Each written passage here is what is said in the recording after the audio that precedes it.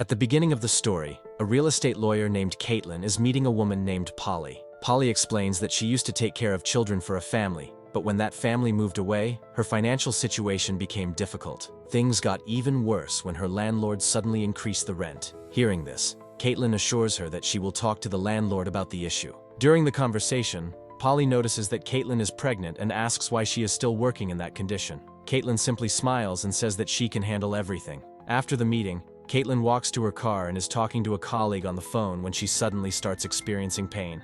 Before we continue, I'd like to request you to subscribe to the channel. It would mean a lot to me. A few months later, another scene is shown where Caitlyn appears with her older daughter Emma and her newborn baby Josie. She looks quite stressed, and it becomes clear that managing life with 2 children is not easy for her. After some time, the whole family goes to a farmer's market, where Caitlyn unexpectedly meets Polly again. They barely start talking when Emma repeatedly interrupts her mother and insists that she wants to go back home. Seeing Caitlyn's exhaustion and stress, Polly offers that if she wants, she could occasionally help by taking care of the children. Caitlyn remembers that Polly has experience in childcare, so she asks if Polly still has her phone number. Later at home, Caitlyn discusses the idea with her husband Miguel. Miguel also agrees that hiring a nanny would be a good idea. After this, Caitlyn contacts a woman named Rosanna, whose number Polly had given as a reference. Rosanna tells her that Polly is a very good woman and that she treats children with great care and kindness. The next day, Polly arrives at their house for work, and Caitlyn gives her a few instructions. She specifically tells her not to give baby formula to Josie because it contains too much sugar. Polly immediately gets to work and soon becomes friendly with Josie. Meanwhile, Caitlyn goes upstairs and is seen taking her antidepressant medication. In the evening, Polly is about to leave, but they insist that she stay and have dinner with them. Later, when Caitlyn and Emma get into an argument, Polly suggests that sometimes it might be better to leave the child alone for a short while. Feeling overwhelmed, Caitlyn opens up and explains how difficult it has become for her to handle Emma. A few days later, Caitlyn asks Miguel to take Emma to her basketball game because she has some work to do. However, Miguel says that he also has an important meeting and suggests that they ask Polly to do it instead. In the next scene, it is afternoon, and Polly is spending time with Emma and Josie after Emma's basketball game. She gives Emma a cupcake as a surprise and tells her not to tell anyone about it. Emma happily agrees. Then Polly also feeds a small piece of the cupcake to Josie, which makes Emma a little worried. At that moment, Polly mentions that her mother used to make very delicious cupcakes, but she left Polly before she grew up. After that, Polly had to live in a place where she only had to eat spoiled fish from a can, just like a cat. Polly also teaches Emma some strange gestures, which Emma eagerly begins to repeat. Later in the evening, Caitlyn is busy in the kitchen preparing dinner. During that time, Polly secretly mixes something into the food, and no one notices it. That same night, Caitlyn's friend Stuart and his girlfriend Bethany come over for dinner. Polly is also there and says that she is thinking about leaving the city because living there has become too expensive. Hearing this makes Caitlyn worried. The next morning, the whole family suffers from food poisoning and has to rush to the hospital. Josie's condition is the worst, so she is admitted to the emergency room. Caitlyn blames herself for everything and says that she always ruins things. However, Polly comforts her and says that no matter how hard a person tries, they cannot stop every bad thing from happening. Hearing this makes Caitlyn feel a little relieved, and she says that she does not want Polly to leave them, but Polly explains that she has no other choice. The next day, the family returns home from the hospital. After arriving home,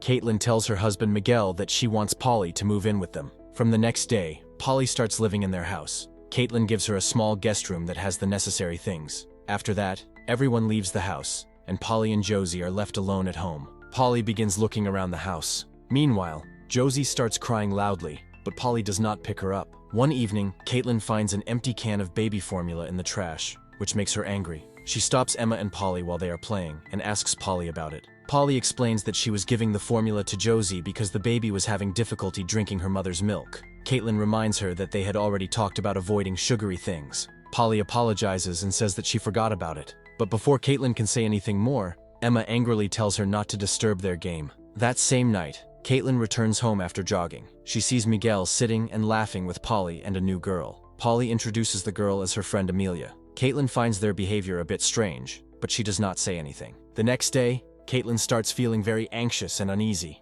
To calm herself down, she takes her antidepressant medication. After some time, while she is cutting vegetables, she calls her doctor and tells him that after taking the medicine she feels strange, and her body starts shaking. The doctor advises her to reduce the dosage of the medication. Meanwhile, because she is distracted, Caitlyn accidentally cuts her hand with the knife. Later, everyone sits together for lunch. During the meal, Emma begins arguing with her parents about something and angrily goes to her room. Afterward, Caitlyn tells Miguel that Emma is only 10 years old, and she believes Emma has become rude because of Polly's influence, since the two of them spend hours talking alone together. Miguel tries to calm her down and says that maybe she is upset because Emma is becoming closer to the nanny rather than her mother. He advises her to let their daughter grow up and not try to control everything. Caitlyn also realizes that she may have been too harsh with her daughter. On the other hand, it is revealed that Polly secretly replaces Caitlyn's antidepressant pills with something else, which is why Caitlyn has been experiencing strange side effects.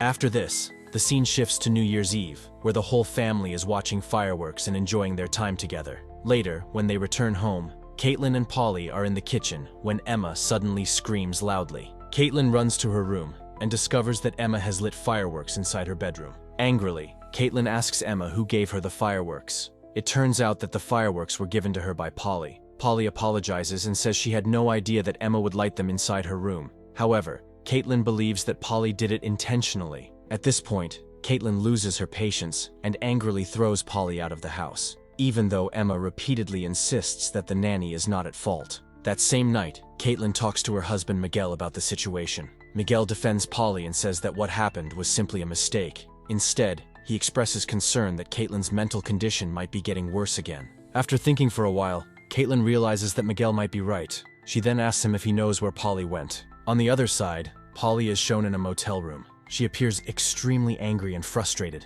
repeatedly hitting her head against the wall. After some time, Caitlyn goes there and apologizes to Polly for her behavior. She also tells her that she had suffered from some mental health issues in the past. The next morning, Caitlyn tells her friend Stuart everything that happened. Stuart reassures her that she is not crazy. He also admits that he is suspicious about Polly, so he offers to investigate her background. Later, when Polly enters her room, she is surprised to see Stuart there. Stuart says that he only came to check some repair work. However, Polly tells him that it is her private space, and that it is not appropriate for him to come in like that. Stuart apologizes and leaves. But when he returns home, it is revealed that he had already searched through Polly's trash. He collected a few items from it and is now trying to conduct a DNA test at home. Meanwhile, Caitlyn repeatedly tries to call the woman Rosanna, whom Polly had mentioned before, but this time, no one answers. Then she searches the phone number on Google and discovers that it belongs to a recreation center. Caitlyn immediately goes there and finally meets Rosanna face to face.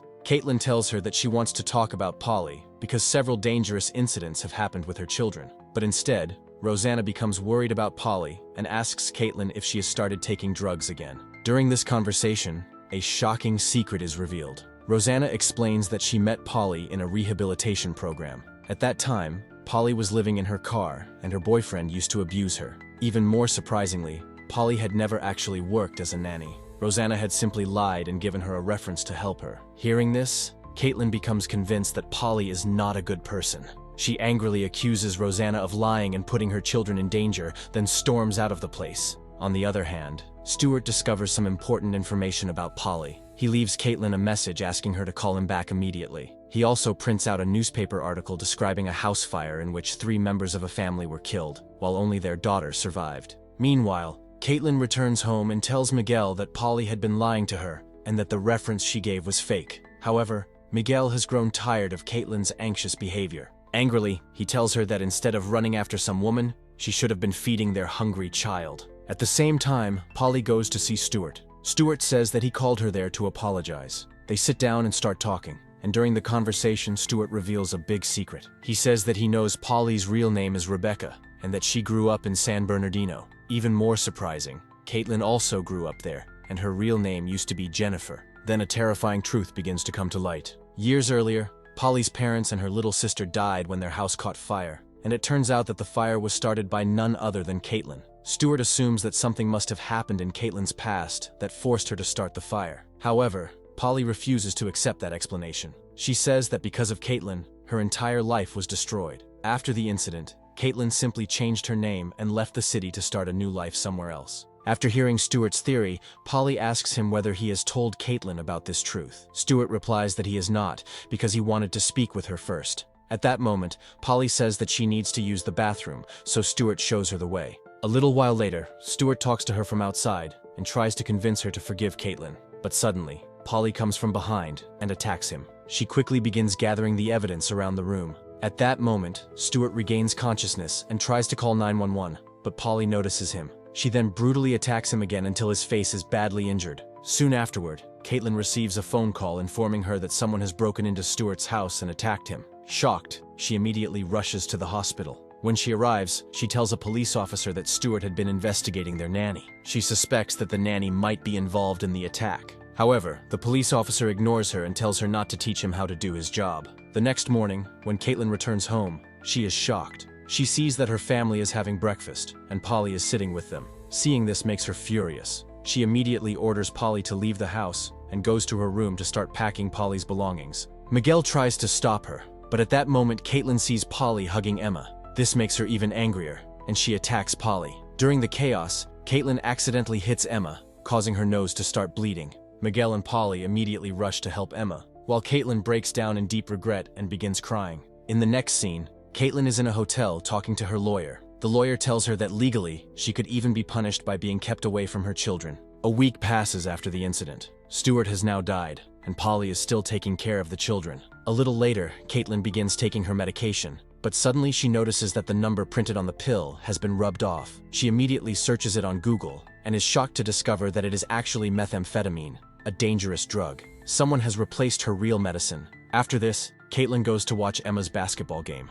She apologizes to Emma and says that sometimes she tries too hard to control everything because, during her childhood, no one was there to protect her. Emma forgives her and then shows her a newspaper article that she secretly took from Polly's room. The article is about the same old house fire incident. Seeing it, Caitlyn suddenly understands everything and begins to cry. However, Emma does not find anything strange about it. Innocently, Emma says that since Polly is an orphan, maybe that's why she tries so hard to become part of their family. Later, Caitlyn returns home and calls Polly by her real name, Rebecca. The two go to the kitchen to talk. Meanwhile, Miguel repeatedly calls Caitlyn, but she does not answer. Worried that she may have gone back home to face the nanny again, Miguel quickly leaves with Emma to get to the house. At home, Caitlyn keeps apologizing to Polly for everything. Then she reveals a shocking secret. Caitlyn claims that Polly's father had abused her and that she had told her school and parents about it, but no one believed her. She says that is why she set Polly's house on fire. Polly denies the story, calling it a lie. A flashback shows that night, Polly's house is burning, and little Polly is watching her home in fear. She then sees Caitlyn running away from the scene. Back in the present, Polly accuses Caitlyn of destroying her life and stealing her childhood. Suddenly, she injures Caitlyn with a broken glass shard. She declares that she wants Caitlyn to go to hell and that she will live on, raising Caitlyn's husband and daughters. Polly attacks Caitlyn with a heavy frying pan, but Caitlyn refuses to give up and fights back with full strength. After a long struggle, Caitlyn pushes Polly hard, causing her to hit the glass and lose consciousness. Caitlyn immediately picks up Josie and tries to leave the house. Slowly, Polly begins to regain consciousness. Caitlyn gets into the car with Josie and attempts to drive away, but Polly suddenly appears and smashes the car screen with a hammer. At that moment, Miguel and Emma arrive. Suddenly, another car comes from the opposite side and an accident occurs. Caitlyn and Josie survive the accident. Miguel runs to help them and apologizes to his wife for not believing her earlier. Caitlyn then goes to check on the injured Polly. Her arm is badly shattered, she is bleeding heavily, and eventually, she dies. Caitlyn breaks down in tears. The story ends there.